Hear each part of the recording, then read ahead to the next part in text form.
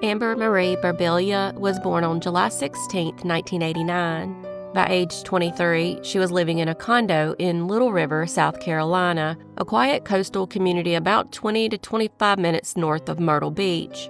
Amber was a bright, artistic soul with dreams of becoming a fashion designer. She had recently returned from studying fashion in London and was just days away from graduating college. She worked at Greg Norman Australian Grill in Myrtle Beach and had previously waitressed at the Tilted Kilt. Amber's personality was vibrant. She loved to sing, dance, and express herself through art and fashion. While studying abroad, she met and fell in love with Jose Soler, a college student from Spain. The two became engaged and were just 2 weeks away from their wedding when a horrible tragedy occurred. On May 3, 2013, Amber's day started like any other, filled with normal errands and preparation for her upcoming evening shift. At 12:30 p.m., she had a hair appointment near Main Street on Ocean Drive. A little less than an hour later, at 1:16 p.m., her car was captured on surveillance video at Club Wyndham, located on Hillside Drive in North Myrtle Beach. By approximately 1:30 p.m., she was seen on video at Murphy's USA gas station.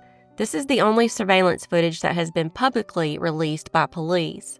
Just 15 minutes later, at 1:45 p.m., she was spotted again, this time at Ross Dress for Less, which sits directly behind the Murphy's station.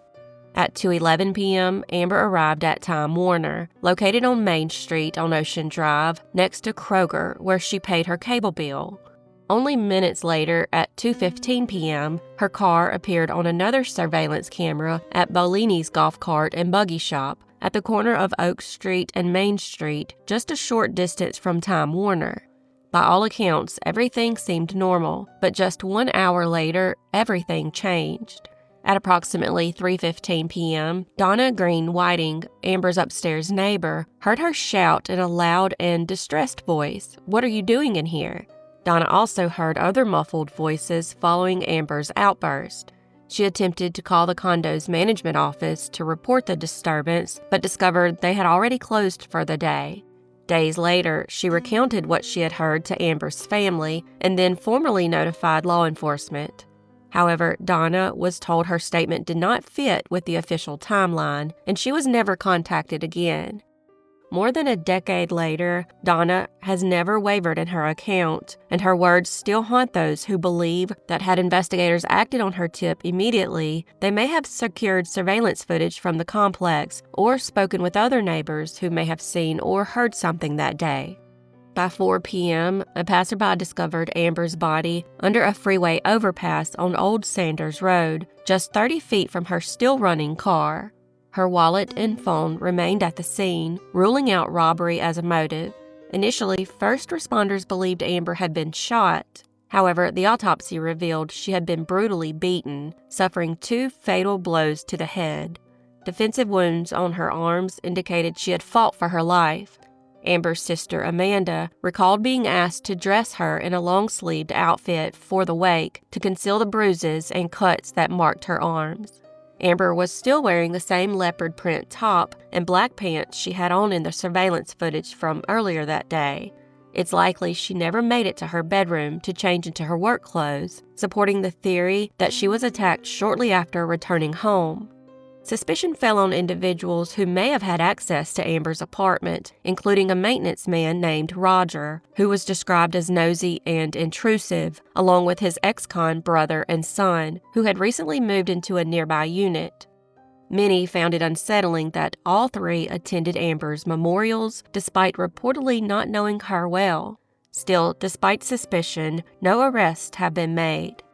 Amber's murder occurred in a quiet area off Highway 31, near where she had been seen earlier that day at Time Warner. The senselessness of her death shocked the community and baffled investigators. A K-9 unit brought to the scene picked up a scent trail, but it abruptly ended, possibly indicating the perpetrator fled in a vehicle. Although DNA evidence was collected, it was limited in quantity, and at the time, traditional forensic methods yielded no results. After just 3 months, Amber's case was filed as a cold case. Amber's final voicemail to her mother, Michelle, has since become a treasured memory. She said, "Hey, Mom, I just wanted to call and tell you I love you. Roses are red, violets are blue, sugar is sweet, and so are you. I love you. Good night." Amber's family has never stopped fighting. They launched a petition on change.org advocating for mandatory forensic genetic genealogy testing in cold cases. They believe that newer technology, such as the MVAC DNA collection system, could help retrieve evidence that was missed during the original investigation. Though the DNA is minimal, forensic advancements offer renewed hope for justice. Amber's case has also drawn comparisons to another local tragedy. 7 months after her murder, another former Tilted Kilt employee, 20-year-old Heather Elvis, vanished on December 18, 2013.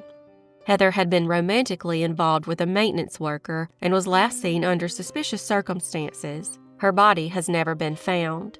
Sydney and Tammy Moore were later convicted of kidnapping, but murder charges were dropped due to lack of physical evidence.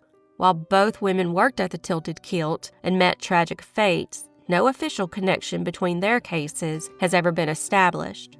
Someone, somewhere, knows what happened to Amber, and it's time for them to come forward. May 3, 2025 will mark the 12th anniversary of Amber's tragic death. Her loved ones will gather in remembrance under the Robert Edge Parkway overpass on Old Sanders Road in Little River, South Carolina, the very place where her body was found. Amber was murdered on May 3, 2013, and as of April 2025, this case remains unsolved.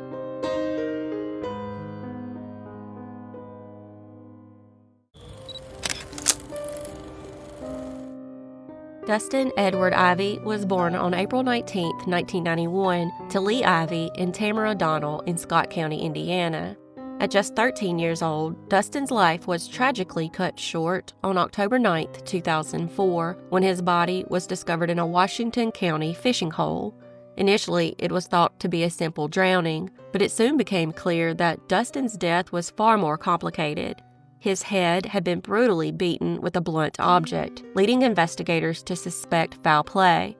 The investigation into Dustin's death initially stalled. His older stepbrother, 21-year-old Richard Joshua Collier, had been out searching for Dustin when he found him at the fishing hole. In the aftermath of Dustin's death, Josh's actions at the funeral raised suspicions. He was seen walking off alone, sitting by himself, and repeatedly hitting his head, a strange display that led friends and family to question his true feelings. About a year after Dustin's death, 3 men came forward with chilling revelations. Each man claimed that Josh had either confessed to the murder or made cryptic references to it. One witness recalled Josh saying he was going to kill him like he killed his brother. The details that followed were even more disturbing. It was revealed that Josh allegedly used a Maglite flashlight or a hammer to bludgeon Dustin before leaving him in the creek.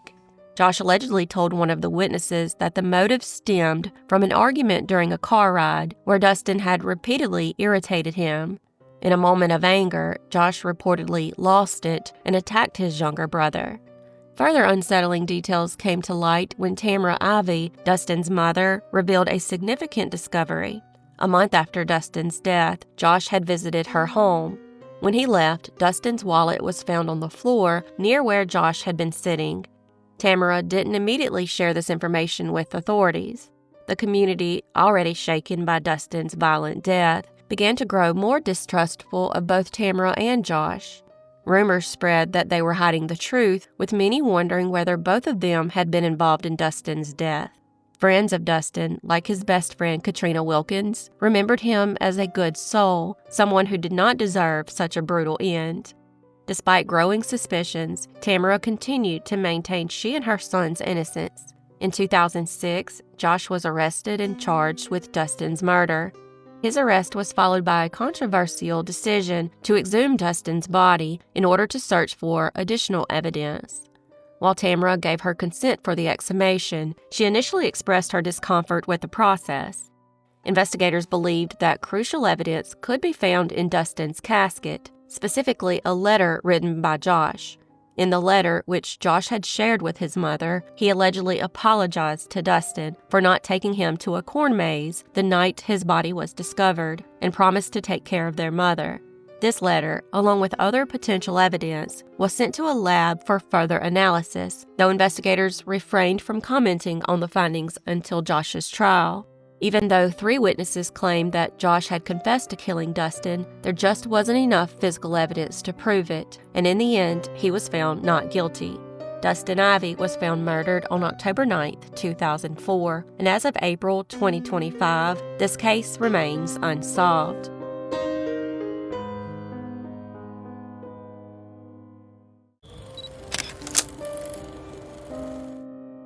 Emily Pike was born on May 16, 2010, and was a proud member of the San Carlos Apache Tribe.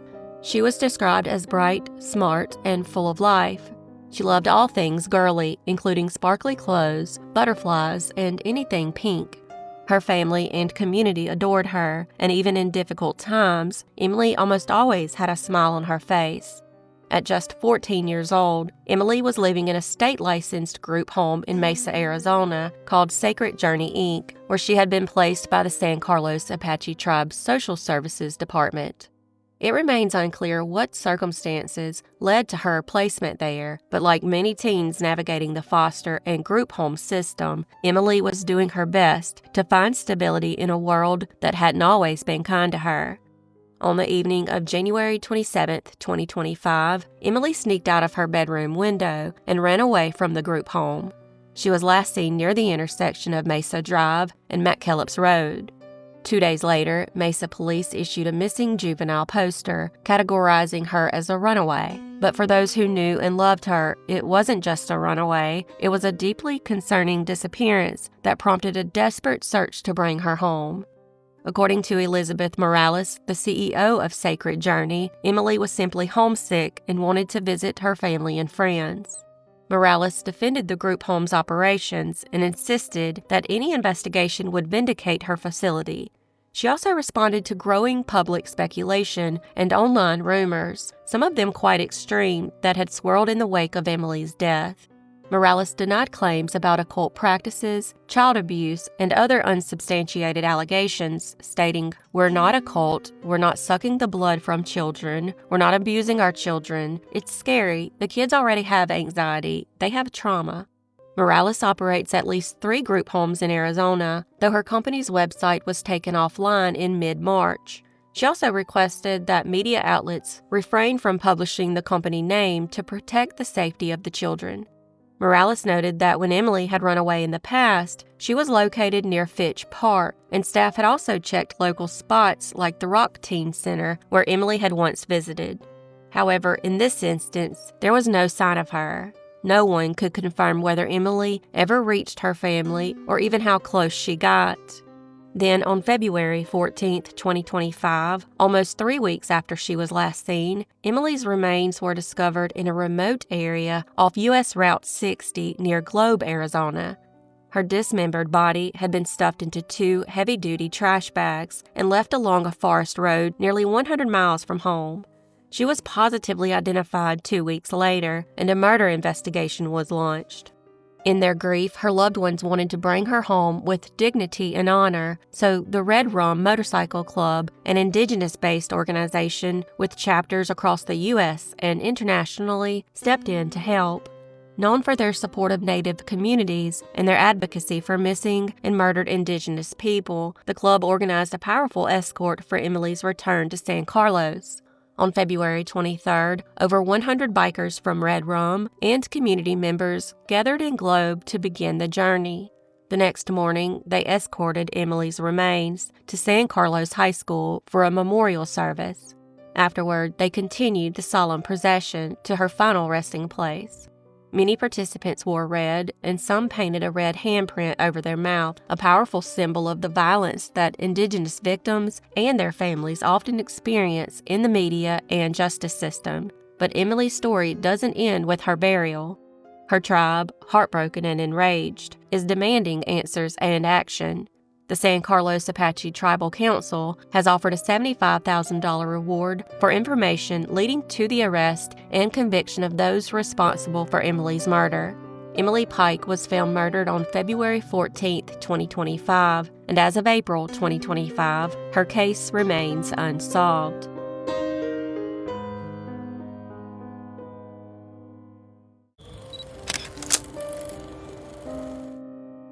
Julie Marie Monson was born in 1963 and grew up in Auburn, New York. Described by those who knew her as sweet, responsible, and full of promise, Julie had just graduated high school in 1981 and was enrolled at Cayuga Community College in Auburn. At 18, she had a close-knit circle of friends and an exciting future ahead. On the night of September 26, 1981, she went out with friends for a night of bar hopping, ending up at the Stockade, a local bar on Grand Avenue.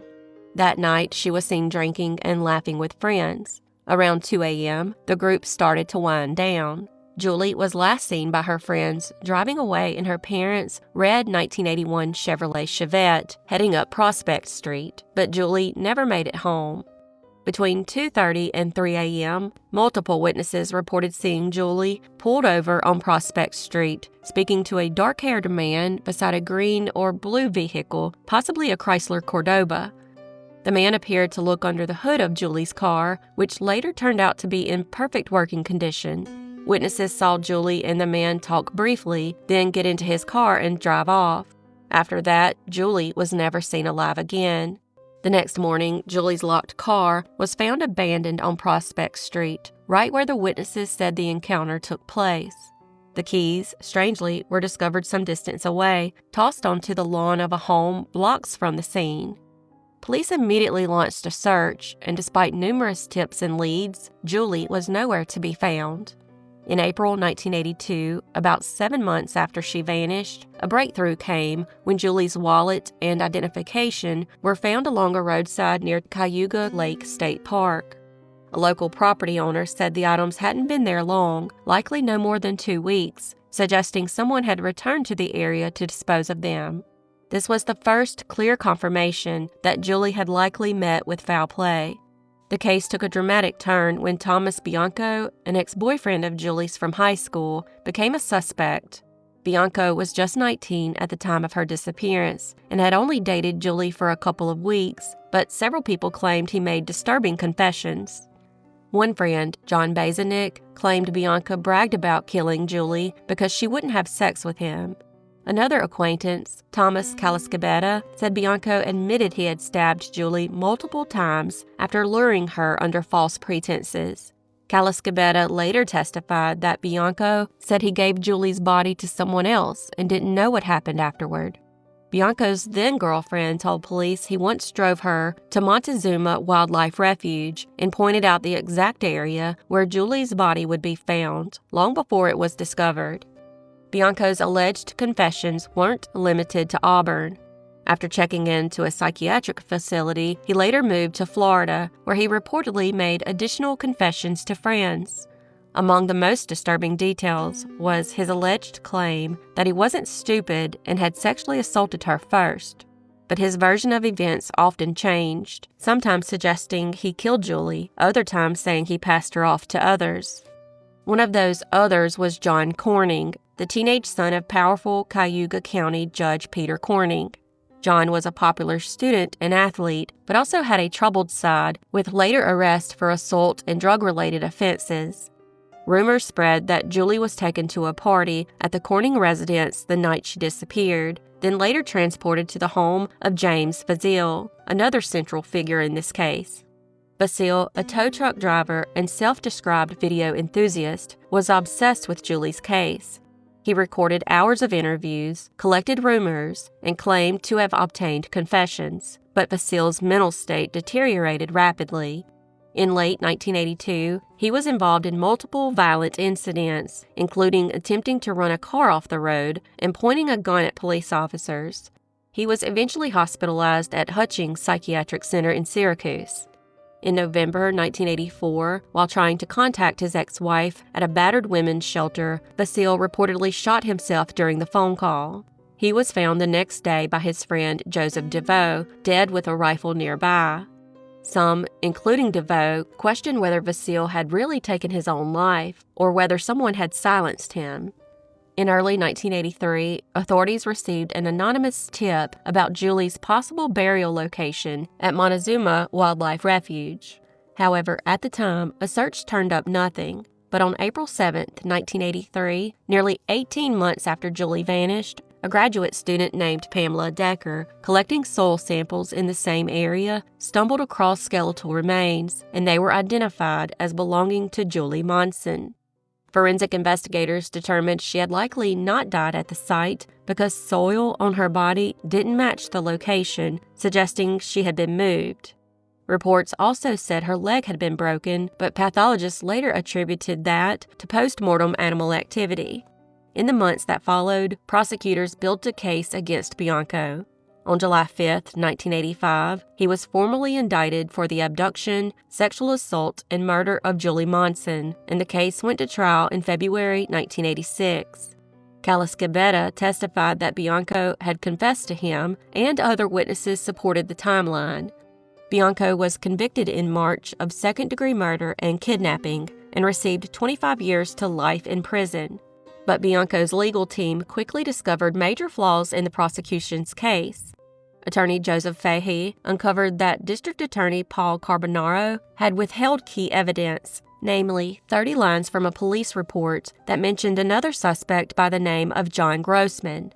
Grossman, a convicted sexual predator, was released not long before Julie's disappearance.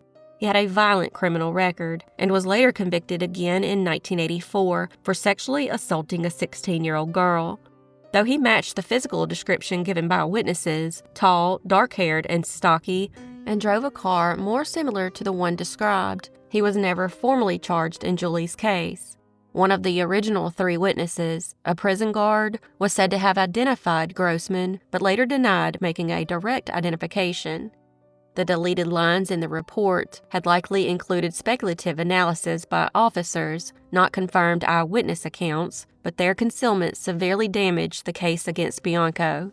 According to the controversy, Calascabetta later recanted his grand jury testimony, saying he lied under pressure and feared that if Bianco was convicted, he would also be implicated. Calascabetta's perjury charges were later dropped after passing a polygraph administered by his attorney, David Weinstein. Bianco's conviction was eventually overturned in 1993 by Justice Patrick Monserrati due to the prosecutorial misconduct and questions surrounding Calascabetta's testimony. District Attorney James Vargason declined to retry the case, and Bianco was freed for good. He later married his defense attorney, Randy Judah, but the twist didn't end there. David Weinstein, who had represented Calascabetta in the perjury case and admitted to calling in the tip about Julie's burial site, was later arrested in 1997 on federal drug and weapons charges. His home was raided during a broader investigation into political and judicial corruption in Cayuga County. Weinstein served 16 months in prison and was disbarred. Over the years, DNA evidence collected from the crime scene, including several hairs, was submitted to the FBI for testing. In 2009 and again in 2011, those hairs were sent for analysis, but lab errors reportedly mixed up the samples. Retesting was done in 2013, but as of now, no suspect has been identified through DNA. One unresolved mystery still haunts many who followed the case, a bloodstain reportedly found in the back of Bianco's car.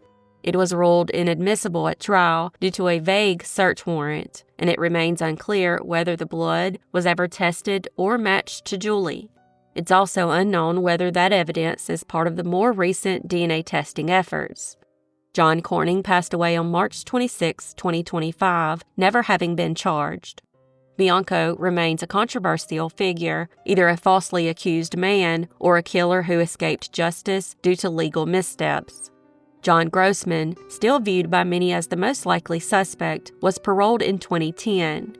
The Monson case has become a symbol of justice delayed, derailed, and denied, fueled by rumors, corruption, and political ambition.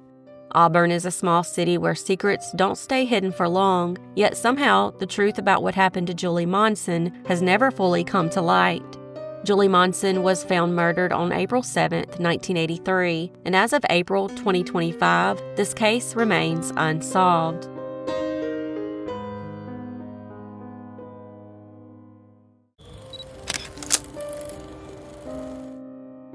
Stacey Smart was born in December 1964 and was a member of the Wiyot tribe, a Native American community in California. At age 52, she lived in Lewiston, a small community north of Redding, California, and worked to support her family. On November 2, 2016, Stacey was reported missing by her eldest daughter, Nicole Santos Heyman, on the very same day that Sherry Papini, a Californian mother, was also reported missing. While Papini's case garnered widespread media attention, Stacey's case remained unsolved, and her family continued to search for her tirelessly. Nicole became concerned when she hadn't heard from her mother over Halloween, which led her to contact friends and family. The information she received painted a worrying picture, as several people had not seen Stacey for several weeks. The lack of contact, combined with the fact that she had not shown up to pick up her 2 young children that afternoon, led Nicole to report her mother missing. While the disappearance of Sherry Papini dominated the headlines, Stacey's disappearance in Lewiston was largely overlooked, despite the similarities in timing. Stacey's last known activities were recorded in mid-October 2016. On October 15th, she attended a housewarming party. Just days later, on October 17th and 18th, she volunteered at the Moose Lodge in Lewiston. These were her last known public appearances. After that, the trail went cold, with her final activity being a transaction made using her debit card at the Lewiston Mini Mart. This marked the last confirmed trace of her. Further investigation has pointed to Stacey's boyfriend as a key suspect. Neighbors of the couple reported hearing a violent argument coming from their home the night before Stacey went missing. This confrontation, combined with other clues, has led many to suspect that he may know more about her disappearance than he has revealed. Meanwhile, law enforcement determined that Sherry Papini had faked her own kidnapping. She was eventually sentenced to 18 months in prison for the hoax. Sadly, due to her actions, a lot of resources were focused on her instead of Stacey. Stacey was described as having blue eyes, platinum blonde hair styled in a pixie cut, and a tattoo of a red lotus bloom on her lower back. She stood 5 foot 8 inches tall and weighed approximately 180 pounds. Despite numerous efforts to locate her, including media coverage and tips from the community, Stacey's case remains unsolved. Her family continues to hold out hope for answers, and the search for Stacey persists. Though the mystery surrounding her disappearance remains as chilling as ever, Stacey Smart disappeared in October of 2016, and as of April 2025, she has not been found, and this case remains unsolved.